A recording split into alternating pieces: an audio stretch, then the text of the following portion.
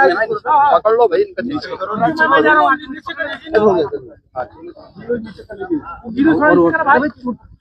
नीचे कर साउंड आई बस नीचे करा था। सिटी के अंदर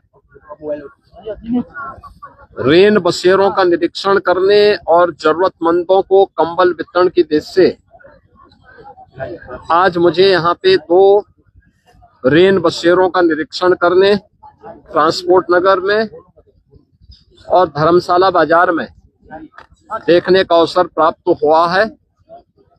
यहाँ पे कंबल वितरण का भी इस कार्यक्रम के साथ जोड़ने का अवसर प्राप्त हुआ है।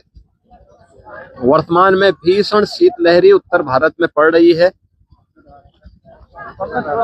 भीषण शीतलहरी में जरूरतमंदों को ऊनी वस्त्र मिल सके, रहने का ठिकाना मिल सके और भीषण शीतलहरी की चपेट में आकर के किसी भी गरीब को, किसी भी कमजोर को, किसी भी बुजुर्ग को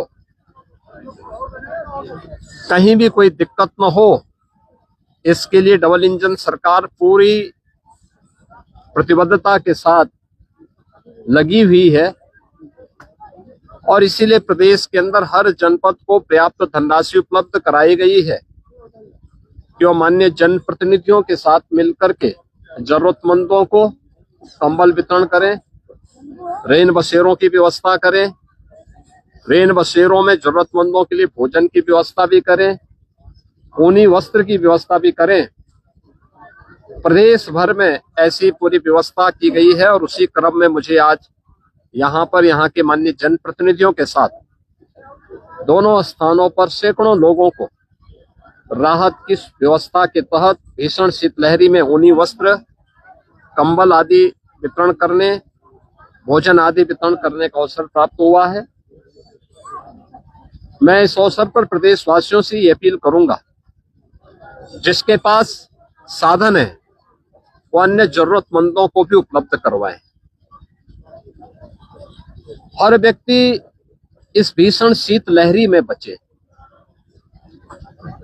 सड़कों पे धुंध है, कोहरा है,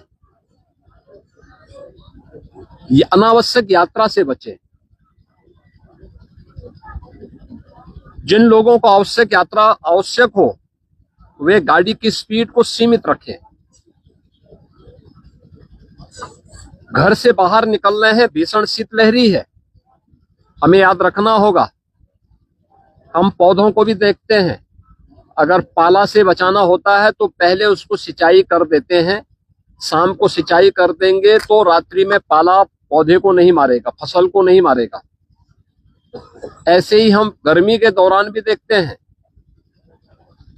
कि भीषण गर्मी में लू की चपेट में आने के पहले एक सुझाव दिया जाता है कि पेट में पानी भरा होना चाहिए, यानी भरपेट पानी पी करके व्यक्ति बाहर अगर लू में जाता है तो नुकसान नहीं होता।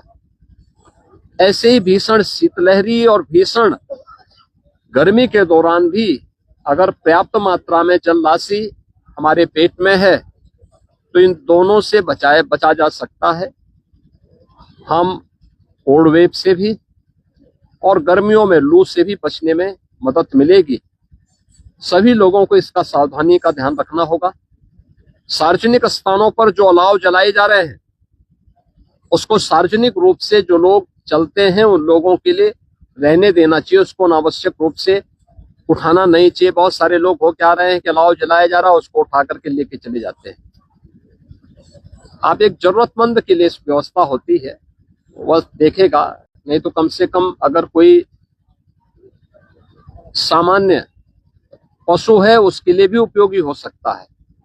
तो ये बहुत सारी चीजें हैं जिसको हमें थोड़ा ध्यान रखना होगा।